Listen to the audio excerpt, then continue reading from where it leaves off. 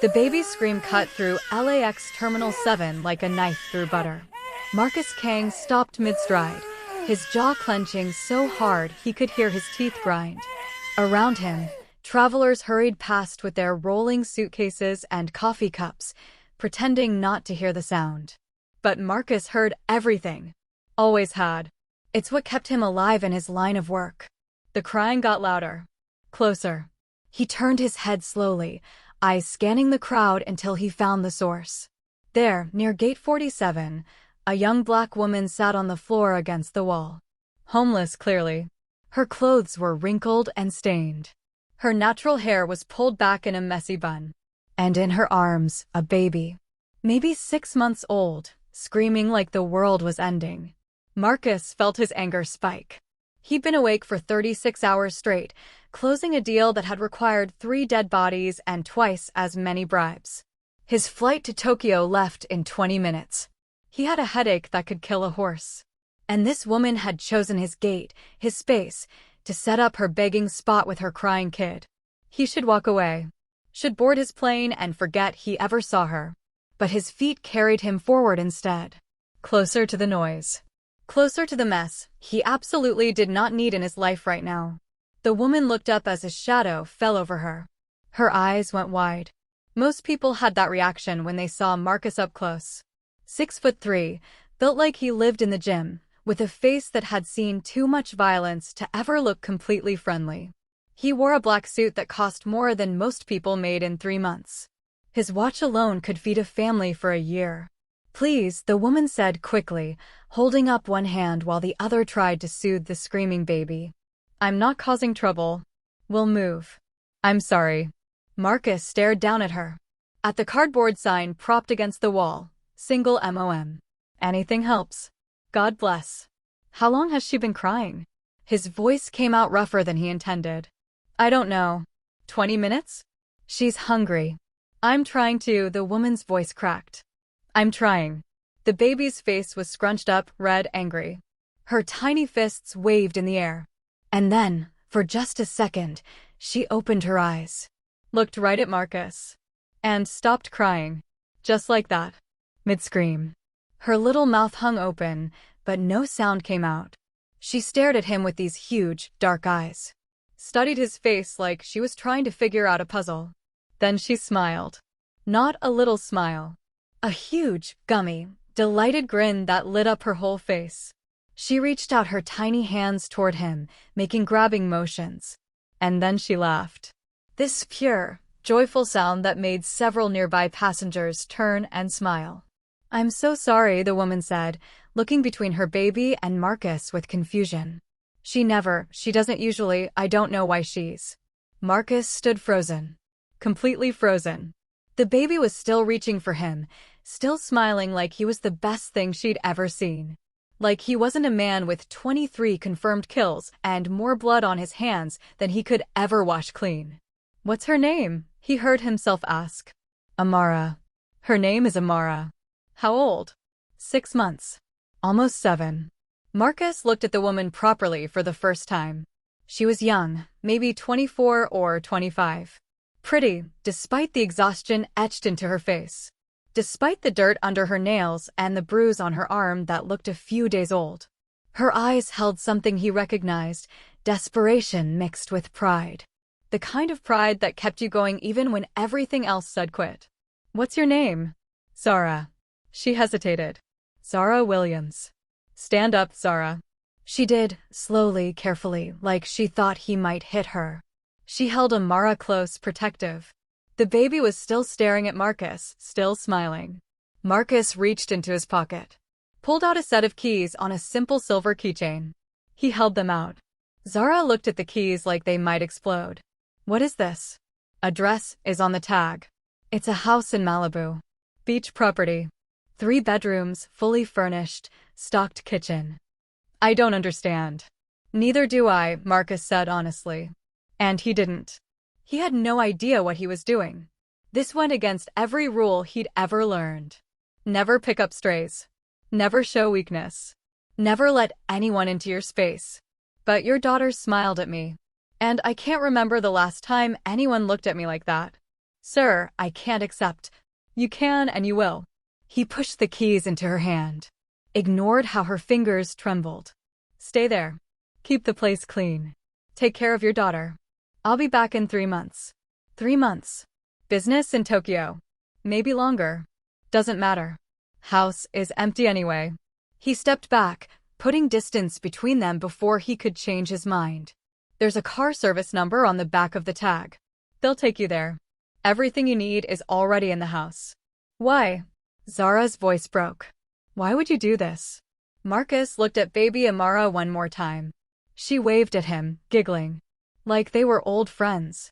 I don't know, he said quietly. Maybe I'm tired of being the villain in every story.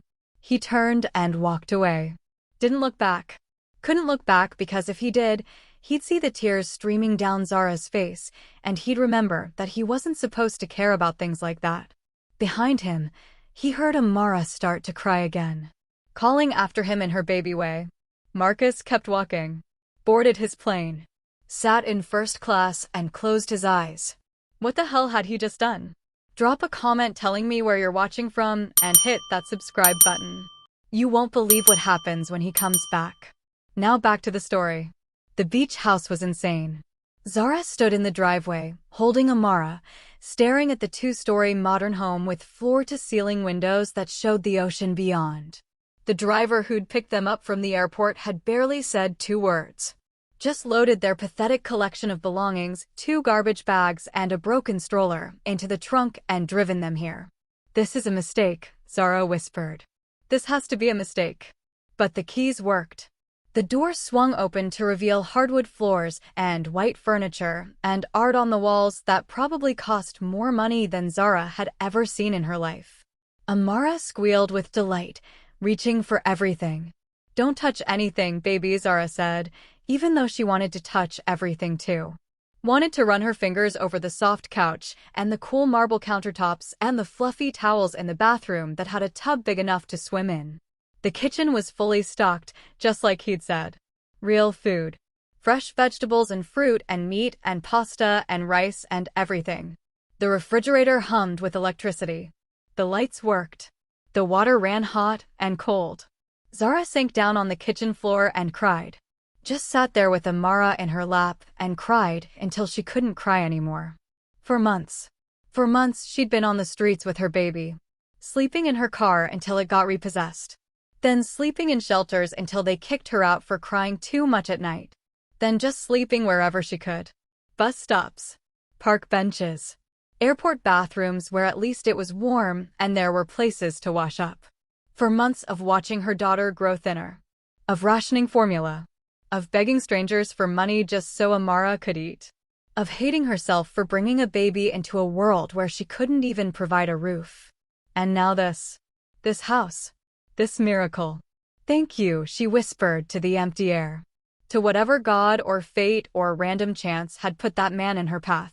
Thank you. That night, Zara gave Amara a real bath in warm water. Fed her a bottle made with clean water from the tap. Put her to sleep in an actual crib that she found in one of the bedrooms. Then Zara took her first hot shower in 4 months and cried all over again. She found clothes in her size in one of the closets. Just basics, jeans, t-shirts, sweaters. But clean. New. Expensive in a quiet way that didn't scream money but whispered it. There was even a washing machine. A dryer. Simple things that felt like magic. Zara washed their old clothes. Threw away the ones that were too damaged to save. Dressed herself and Amara in new things that actually fit. For the first time in months, she let herself breathe. Really breathe. But in the back of her mind, a question nagged. Who was he? Why had he done this? And what would he want in return? Men didn't give women houses for nothing. Zara had learned that lesson hard. Her ex had seemed like a good guy too. Right up until she told him she was pregnant and he'd called her a gold-digging liar, accused her of trying to trap him, and kicked her out with nothing but the clothes on her back. So what did this Marcus Kang want? A week passed. Then 2. Zara waited for the other shoe to drop. For him to call and demand something. For men in suits to show up and drag her out. For the dream to end. But nothing happened. Just silence. Until 3 weeks after she'd moved in, when her phone, the cheap prepaid thing she'd bought at a convenience store, rang with a number she didn't recognize. She answered cautiously. "Hello. Is the house acceptable?" A man's voice. Deep, smooth, with just a hint of an accent she couldn't place. Zara's heart jumped. Are you? Marcus Kang. Yes. Is everything working? Do you need anything? She sat down hard on the couch. Amara played on a blanket nearby, babbling at her toys. Everything is perfect. More than perfect. I don't know how to thank you. You don't need to thank me. Just answer the question. Do you need anything? Zara thought about lying. About saying no, they were fine. She didn't want to push her luck. But Amara was growing. Her old clothes didn't fit anymore. And the formula was running low. Baby clothes, she said quietly.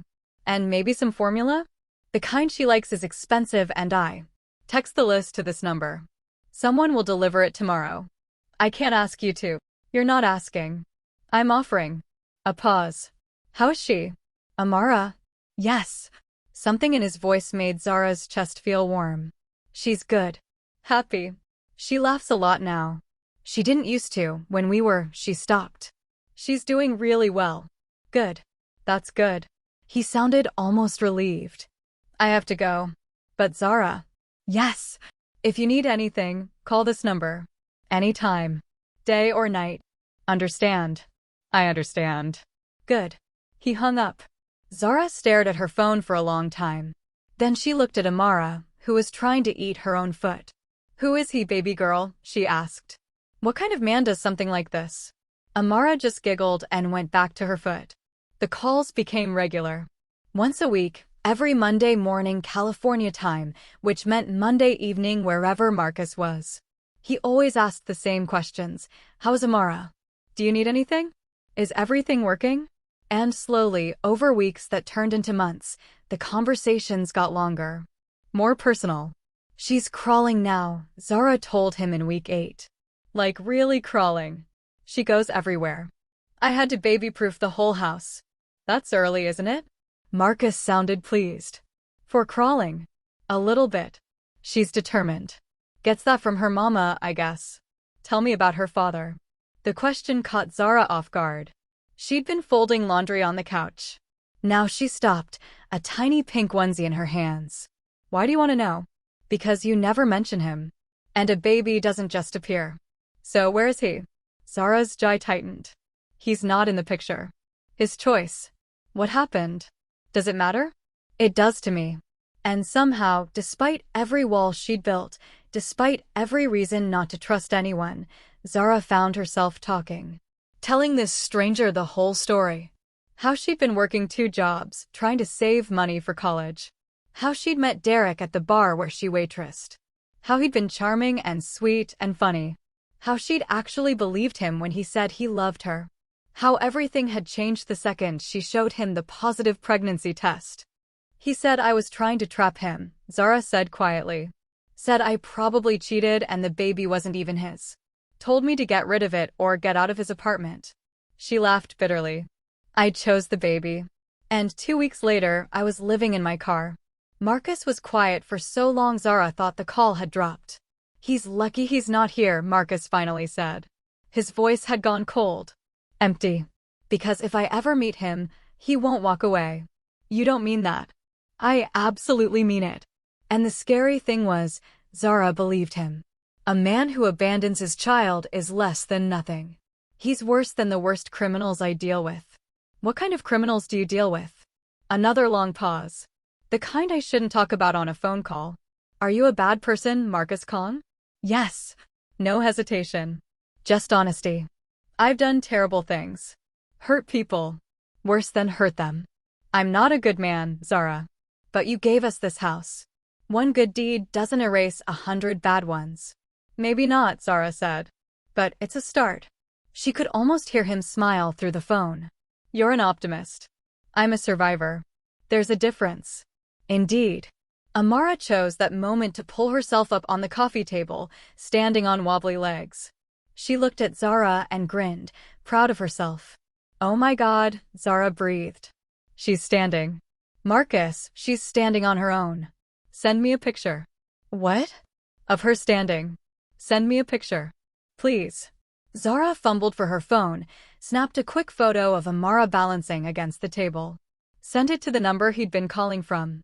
She heard his phone buzz on the other end. Heard his sharp intake of breath.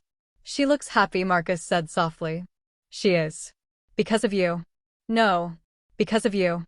You're the one raising her. Teaching her. Loving her. I just provided a roof. You provided more than that. You provided hope. Neither of them spoke for a moment. The silence felt heavy. Meaningful. I should let you go, Marcus finally said.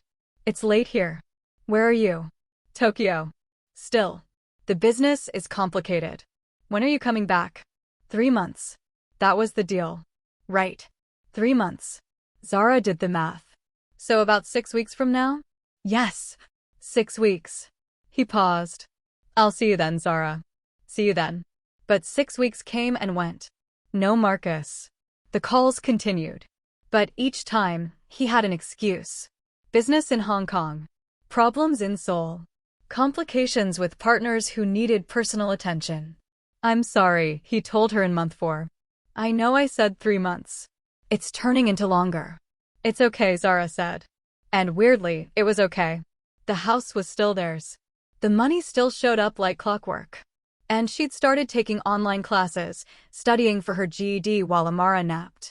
How is she? Getting big. She's pulling herself up on everything. I think she's going to walk soon. I want to see that. When she walks, record it. Send it to me. You really care about her, don't you? I really do. He sounded surprised by it. I don't know why. But I do. Maybe you're a better person than you think. Or maybe she just smiles better than anyone else. Zara laughed. That too. Month 5. Month 6. The calls got more frequent. Longer. Sometimes twice a week. Sometimes just to check in. Sometimes to talk about nothing important. How Amara had tried sweet potatoes and hated them. How Zara had found a good deal on baby clothes at Target. How Marcus had closed a deal that was worth millions but felt empty. Do you ever get tired? Zara asked him one night. It was late. Amara was asleep. Zara was sitting on the deck, watching the waves. Of the life you live? The violence. Every day, Marcus admitted. But it's all I know. It's what I'm good at. You're good at other things too. Like what? Like talking to me. Like caring about a baby you barely know. Like being human instead of a monster. You've never met me. Maybe I am a monster. Monsters don't call every week to check on a kid. Monsters don't make sure we have everything we need. Monsters don't sound sad when they talk about missing things. What am I missing? Her growing up. First steps. First words. All the little moments that matter. Marcus went quiet. You're right. I am missing it. And he stopped. That's harder than I thought it would be. Then come home. I will. Soon. I promise. But soon turned into another month. Then another. Until finally, in the middle of month 6, Marcus called with different news. I'm coming back, he said. Week from Wednesday. My flight lands at noon. Zara's heart did something complicated in her chest. Really? Really? I'm done here. Time to come home. This is home now? LA? Wherever you and Amara are, Marcus said quietly. That's home. After the call ended, Zara sat in the darkened living room, processing his words. Processing the way her heart had jumped when he said he was coming back. Processing the way she'd started looking forward to his calls. The way she'd started thinking of him as more than just the stranger who'd saved them. Somewhere along the way, in the space between phone calls and text messages and photos, she'd started to care about Marcus Kang. And that terrified her. Because men who seemed good always turn bad. That's what her life had taught her. But a small voice in the back of her mind whispered, what if he's different? What if he's real? Zara stood up, checked on Amara sleeping in her crib, and made a decision. When Marcus came back, she'd be ready. They'd talk. Really talk. Figure out what this was. What it could be. If he still wanted them here. If he didn't, well, she'd figure that out too. She always did. But deep down, she hoped he wanted them. Hoped he wanted her. Because somewhere in the past 6 months, She'd started to fall for a man she'd never even kissed. If you're hooked, smash that like button and subscribe. Comment below, what do you think Marcus will say when he sees them? Let's find out. The day Marcus was supposed to arrive, Zara cleaned the house 3 times. She washed every surface, vacuumed every rug, made sure everything was perfect. She dressed Amara in the cutest outfit she owned, a little yellow sundress with matching shoes. Did her hair in 2 puffs on top of her head. Then Zara looked at herself in the mirror and panicked. What do you wear to meet the man who changed your life? The man you'd only talk to on the phone? The man who could be anyone, anything, and you'd still be grateful because he'd saved you? She settled on a simple blue dress. Nothing fancy. Just clean and pretty and her.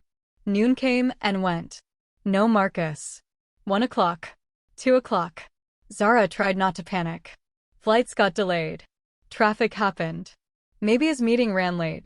At 3 o'clock, her phone rang. I'm pulling up now, Marcus said. Are you home? We're here. Good. See you in 2 minutes. Zara's hands shook as she picked up Amara. Daddy's home, she whispered. Then stopped. I mean, Marcus is here. The man who gave us this house. Not your daddy. Because he's not your daddy. He's just... Amara babbled something that sounded like dada and Zara's heart clenched. No, baby. Don't call him that. He's not. The doorbell rang. Zara took a breath. Opened the door. And there he was. Marcus Kang looked exactly like she remembered, but also completely different. Taller somehow. More real. His black suit was wrinkled from travel. His hair was messy. He had dark circles under his eyes like he hadn't slept in days. But when he saw them, his whole face lit up. Hi, he said. Hi, Zara breathed. They stood there for a long moment, just looking at each other. 6 months of phone calls suddenly feeling very different when they were face to face. Then Amara made a sound. A happy, excited squeal. Marcus's attention dropped to the baby. Amara. Look at you. You're so big. Amara stared at him, studying his face. And then she did something that made Zara's entire world stop. She reached out her arms and said, clear as day, dada. No, baby, Zara said quickly. That's not, he's not. But Amara was squirming now, lunging toward Marcus like she'd been waiting for him her whole life. Dada. Dada. Dada. Marcus looked shocked. Completely frozen. He glanced at Zara. Did she just? She doesn't know what she's saying, Zara said desperately. She's only 1. She just learned that word. She calls everyone. Dada. Amara insisted, reaching harder.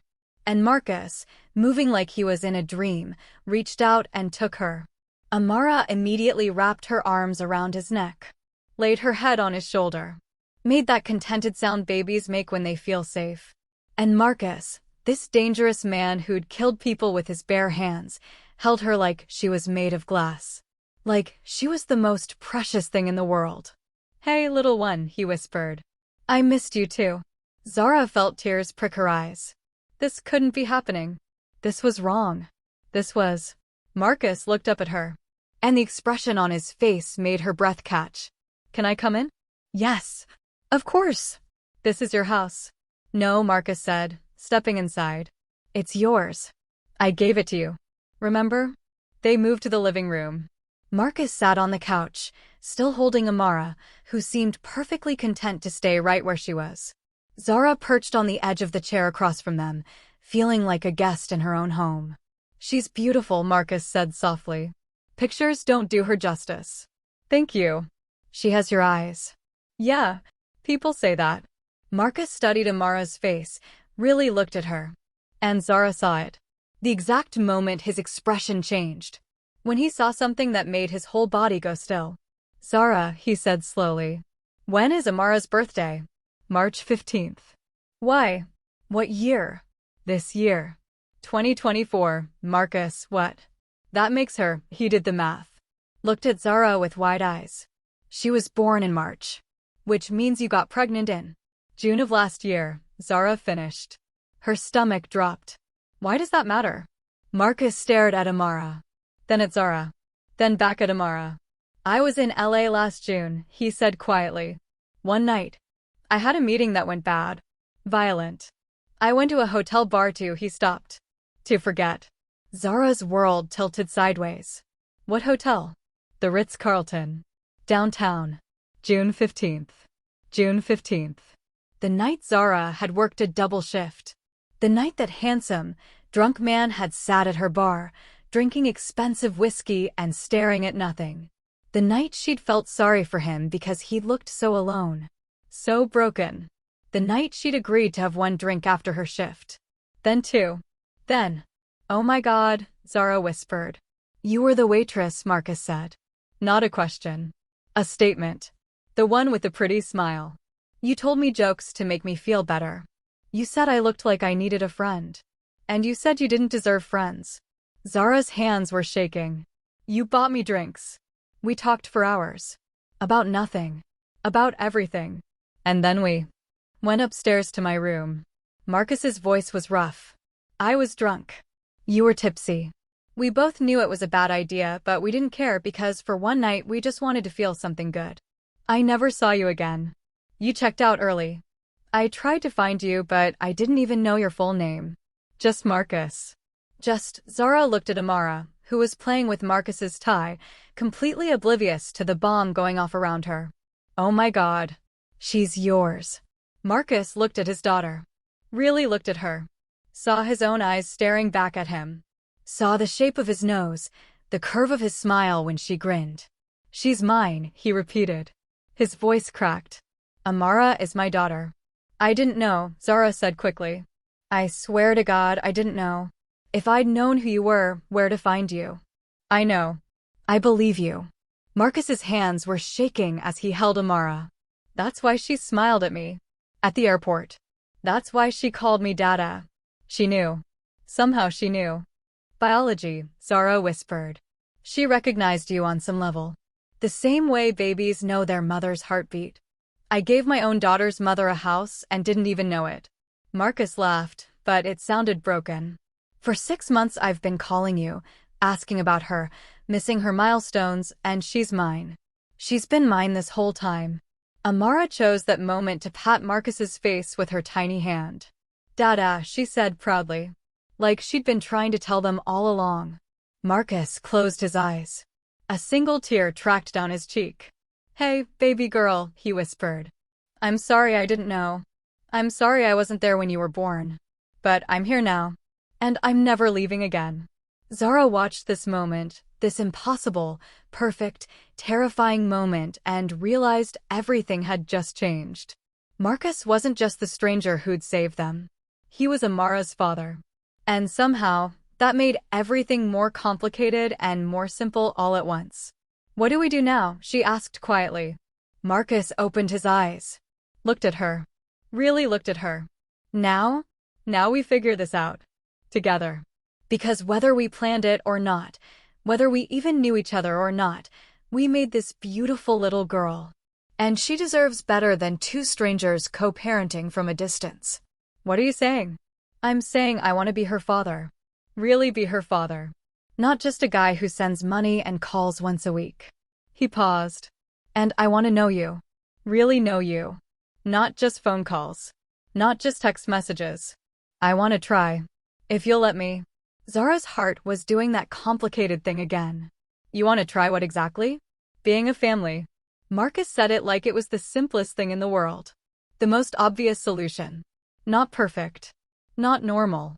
But real. What do you say? What did she say? What could she say? This was insane. They barely knew each other. He was a criminal. She was a single mother who'd been homeless 6 months ago. Nothing about this made sense. But Amara was giggling in his arms, looking between them with pure joy. And Marcus was looking at Zara like she was something precious. Something worth fighting for. Okay, Zara heard herself say. We'll try. Marcus smiled. Really smiled. Okay, but Marcus. Yeah, if you hurt us, if you leave, if you break her heart, Zara's voice went hard. I will make sure you regret it. I don't care who you are or what you do. She comes first. Always. Good, Marcus said. She should come first. And Zara? I won't hurt you. Either of you. I promise. Promises are easy to make. And I plan to keep this one. They sat there for a long moment, the weight of everything settling between them. Then Amara yawned, big and wide, and rubbed her eyes. Nap time, Zara said. She's been up since 6. Can I? Marcus hesitated. Can I put her down? I've never done that before. Zara's throat tightened. Yeah, follow me. She led him upstairs to the nursery. Showed him how to lay Amara in her crib, how to give her the stuffed bunny she liked, how to turn on the mobile that played soft music. Marcus did it all carefully, gently, like he was handling something sacred. When Amara closed her eyes, he stood there for a moment, just watching her sleep. She's perfect, he whispered. Yeah, Zara agreed. She is. They walked back downstairs together. The house suddenly felt smaller with both of them in it. More intimate. I should probably go, Marcus said. Give you space. Let you process all of this. Where will you stay? I have an apartment downtown. I'll stay here. The words burst out before Zara could stop them. I mean, it's your house. And Amara should get to know you. And we need to talk about custody and child support and all the legal stuff. So it makes sense for you to stay in one of the other bedrooms, if you want. Marcus studied her. Are you sure? I'm not sure about anything right now, Zara admitted. But I'm sure that Amara deserves to have her father around. So yeah, stay. Okay, I'll stay. And just like that, their little family of 2 became 3. That night, after Amara went to bed, Zara and Marcus sat on the deck, watching the ocean. They talked about everything. About that night they'd shared. About the year that followed. About Derek, the man Zara had thought was Amara's father. About Marcus's life, the parts he could tell her about, the dangerous edges he couldn't. I've never had a family, Marcus said quietly. Never wanted one. It seemed like a liability in my world. Something enemies could use against me. And now? Now I have a daughter who calls me Dada. And a woman who sees me as more than just a monster. And I'm terrified. Of what? Of screwing it up. Of being a bad father.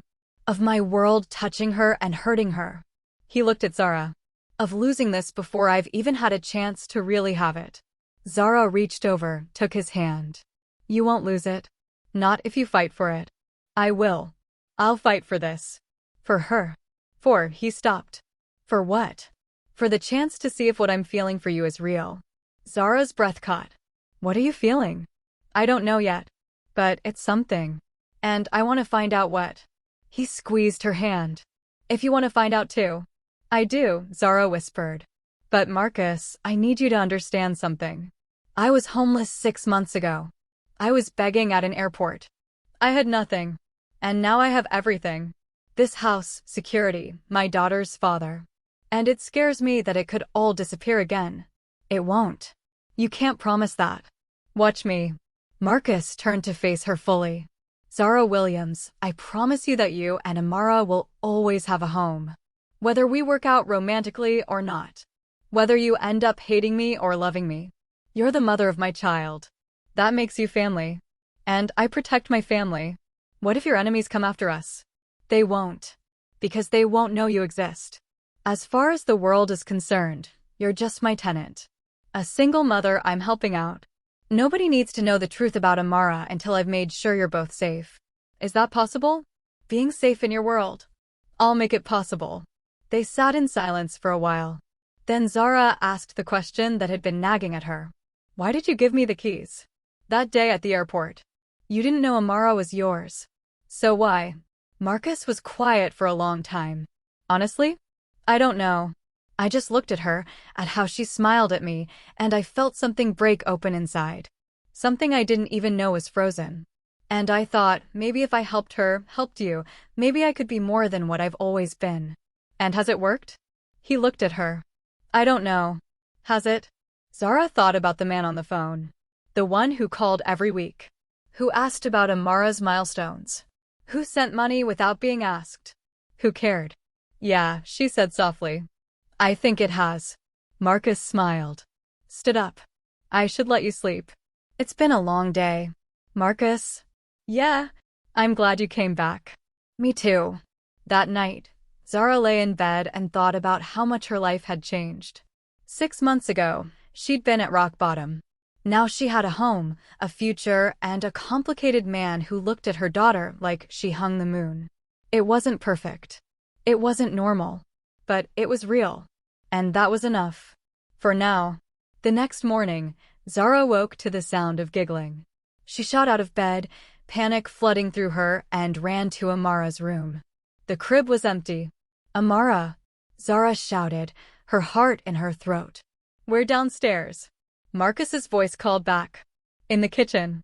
Zara ran downstairs so fast she nearly tripped. Burst into the kitchen to find Marcus sitting on the floor, Amara on his lap, both of them covered in what looked like flour. "What are you doing?" Zara demanded. "Making pancakes," Marcus said calmly. Like this was normal. Like he hadn't just given her a heart attack. "Well, trying to. Turns out I'm terrible at cooking." Amara giggled and threw a handful of flour at his face. "Dada. Thanks, kiddo. Very helpful."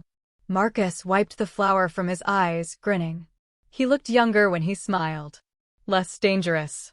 Almost ordinary. Zara felt something warm bloom in her chest. "You could have woken me up." "You were sleeping." Amara was awake. "I figured we'd bond." He looked up at her. "That okay?" That's okay." Zara sat down on the floor with them. "But maybe next time wake me so I don't have a panic attack?" "Deal." They ate terrible pancakes together. Amara got more food on her face than in her mouth. Marcus tried to wipe her clean and only made it worse. Zara laughed until her stomach hurt.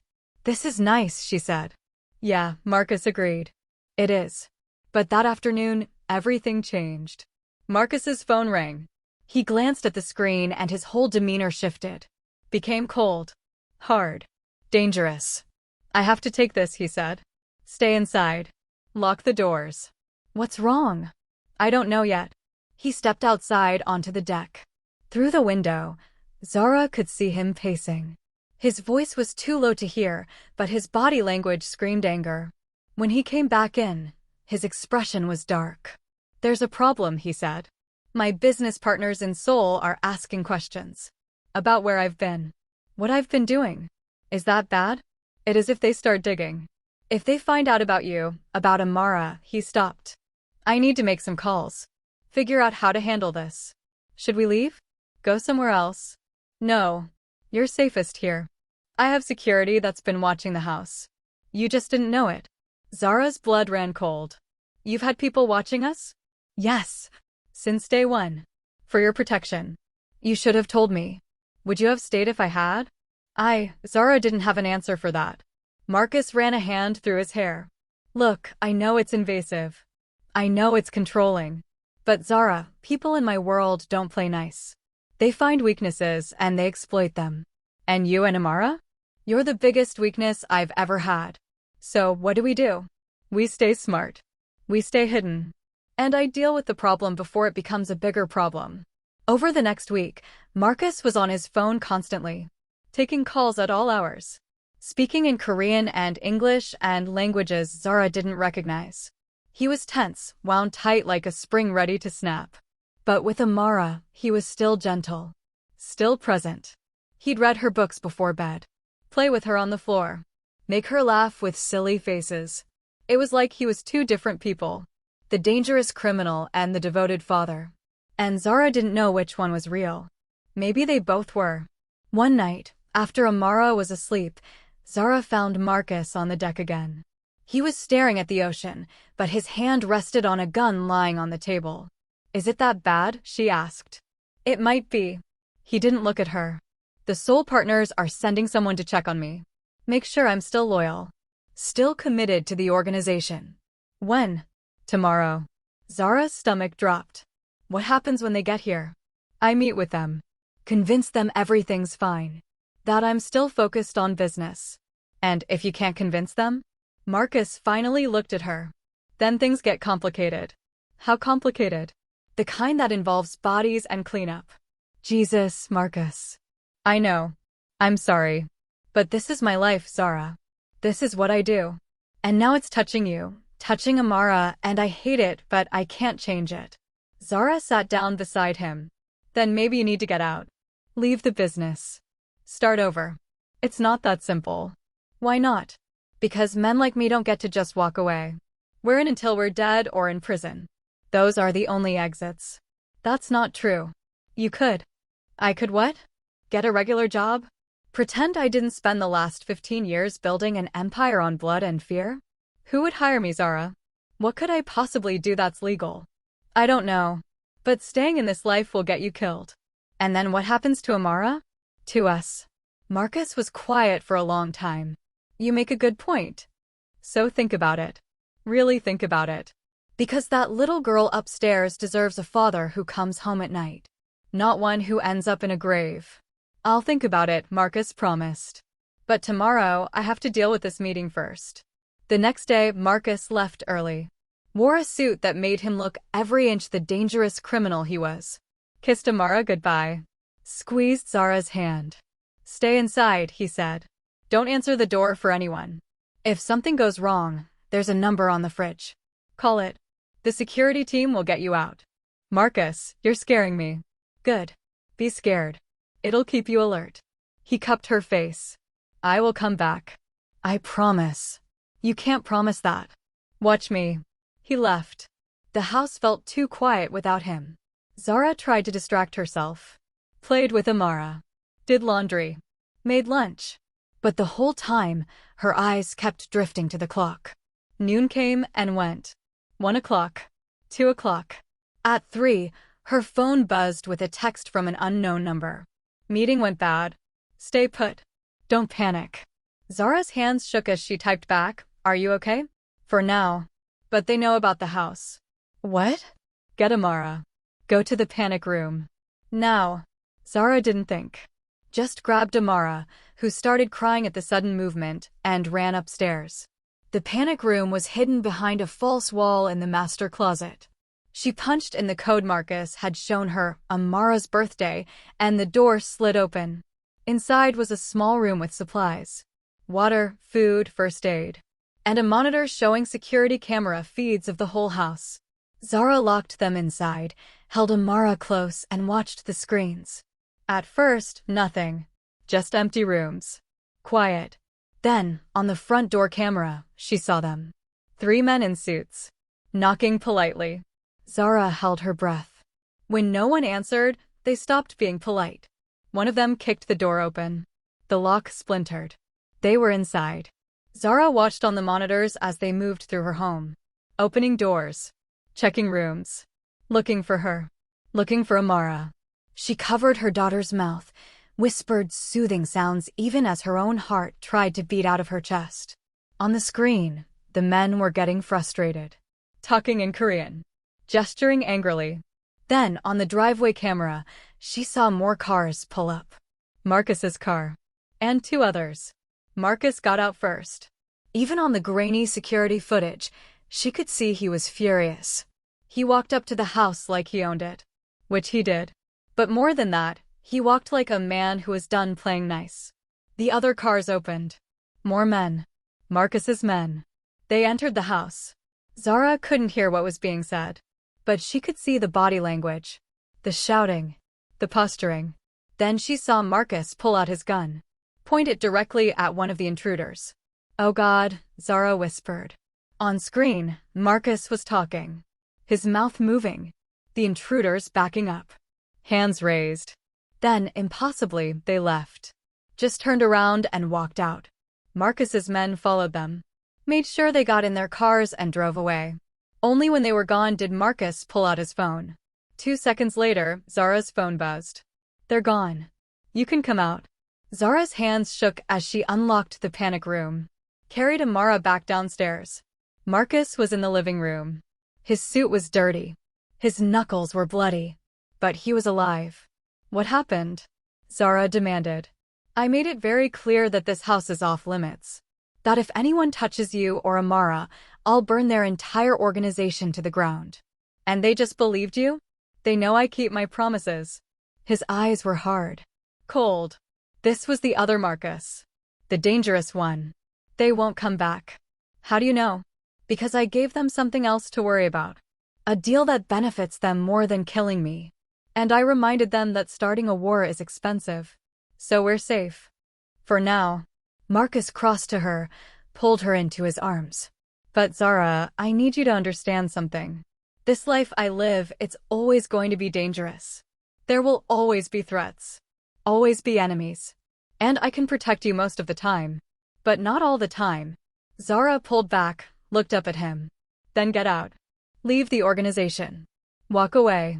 And do what? Anything. Everything. I don't care if we have to live in a smaller house or drive an older car or work regular jobs. I just want you alive, Marcus. And I want Amara to grow up with a father. Marcus stared at her. You'd do that? Give up this life? This house? In a heartbeat. Because none of it matters if you're dead. Something in Marcus's expression cracked. I'll think about it. I'll really think about it. Promise? Promise. That night, after everything had calmed down, after Amara was asleep, Zara and Marcus sat on the deck again. I talked to some people, Marcus said. People who might be able to help me get out. Really? Really. But it won't be easy. And it won't be fast. It might take months. Maybe a year. And I'll have to give up everything I built. Is it worth it? Marcus looked at her. Really looked at her. Ask me again in a year. Why a year? Because I want to see if this thing between us is real. I want to see if I can be a good father. I want to know if I can actually have a normal life. He reached over, took her hand. And if the answer is yes to all of that, then yeah, it's worth it. Zara squeezed his hand. It's real, Marcus. What we have. It's real. How do you know? Because I was terrified today. Not just for me or for Amara, but for you. And that's not something you feel for a stranger. Marcus pulled her closer. I was terrified too. The whole drive here, all I could think was that if something happened to you, if they hurt you or Amara, I'd lose my mind. We're okay. This time. But what about next time? Then we deal with next time together. Marcus kissed her then. Soft and slow and full of promise. When they pulled apart, he rested his forehead against hers. Stay with me, he whispered. Not in this house. Not because of Amara. Stay because you want to. I do want to. Even knowing what I am? What I've done. You're also the man who gave a homeless woman his house. Who calls every week to check on a baby. Who's trying to be better. Zara smiled. That's the man I'm choosing. The man you're becoming. Not the man you were. I love you, Marcus said. And he sounded surprised by it. Like he hadn't meant to say it. But now that he had, he couldn't take it back. I love you, Zara. I think I have since that night we spent together.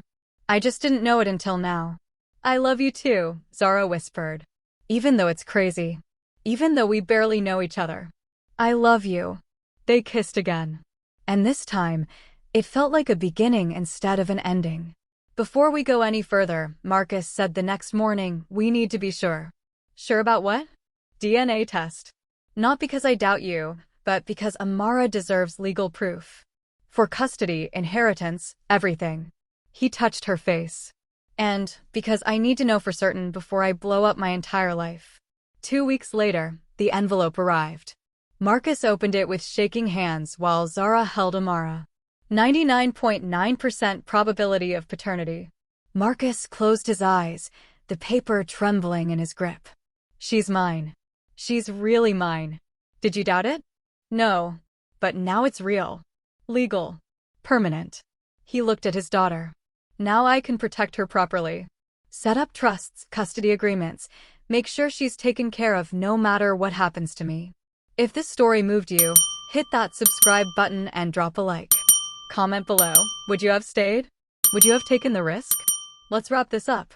1 year later, everything was different. Marcus had done it. Actually done it.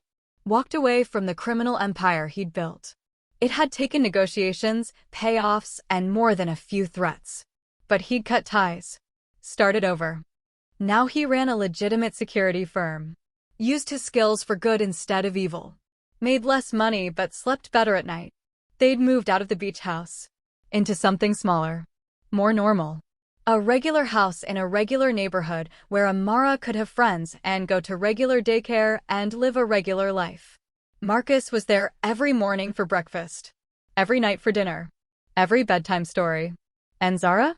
She'd finished her GED, started taking college classes online, was working toward the degree she'd always wanted. On their daughter's second birthday, Marcus got down on one knee in their living room. "Zara Williams," he said, holding up a simple ring. "You saved my life. Not by giving me a house, but by giving me a reason to be better.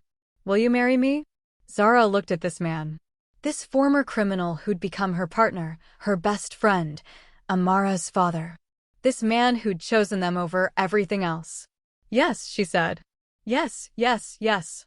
Amara clapped her hands. "Dada. Mama. Kiss." They laughed and kissed while their daughter danced around them. Later that night, after Amara was asleep, Marcus and Zara sat on their back porch. It wasn't as fancy as the beach house. Didn't have an ocean view. But it was theirs. "Do you miss it?" Zara asked. "Your old life." "Sometimes," Marcus admitted. "The power. The respect. The money." He looked at her. "But then I come home to you and Amara and I remember why I walked away. Because we're worth more than all of that. Because you're everything." Zara leaned against him. "You know what's funny?" "What?" "If Amara hadn't cried that day at the airport, if she hadn't smiled at you, none of this would have happened. You'd still be running your empire. I'd probably still be on the streets. And we'd never know we had a daughter together." "Fate," Marcus said. "Or biology. Or just dumb luck. Whatever it was, I'm grateful." "Me too." They sat in comfortable silence for a while. Then Zara spoke again. "She asked about Derek today." Marcus stiffened. "What did she ask?" "If she had another daddy. Someone before you." Zara sighed. "I didn't know what to tell her." "Tell her the truth. That you thought someone else was her father. But he wasn't." "I am. And I'm not going anywhere." "She's too. She won't understand the complicated parts. Then we'll explain it when she's older. When she can understand." Marcus pulled Zara closer. "But one thing she needs to know now is that I'm her dad. Not because of biology. But because I chose to be. Because I love her. And I love you. Even though we're a mess? Especially because we're a mess. We're our mess. And it's perfect." Zara smiled. Kissed him. "Yeah, it is." Inside, Amara stirred in her sleep. Called out Dada. Marcus started to get up, but Zara stopped him. "I'll go. You got her last time. We could both go." "We could." So they did. Together, they went to their daughter's room. Tucked her back in. Kissed her forehead. Whispered that they loved her. And Amara, this miracle baby who'd somehow brought two broken people together, smiled in her sleep and whispered back, "Love Dada. Love Mama." As they walked back to their own room, Marcus pulled Zara close. "Thank you," he said. "For what?" "For not running that day at the airport. For giving me a chance. For loving me even when I didn't deserve it. You deserve it now. I'll spend the rest of my life earning it." "Good. Because you're stuck with us." "Best thing that ever happened to me." They climbed into bed together. And for the first time in years, Marcus felt something he'd never thought he'd feel again. Peace. Because he had a family. A real family. Not because of blood or obligation, but because of choice. Because love was stronger than violence. Because sometimes the best things in life came from the moments you least expected. Like a crying baby at an airport. A spontaneous decision to help. And a daughter who knew her father before anyone else did. The end. If you made it this far, drop a like and subscribe. Comment telling me what part hit you hardest. And remember, sometimes the best families are the ones we choose. See you in the next story.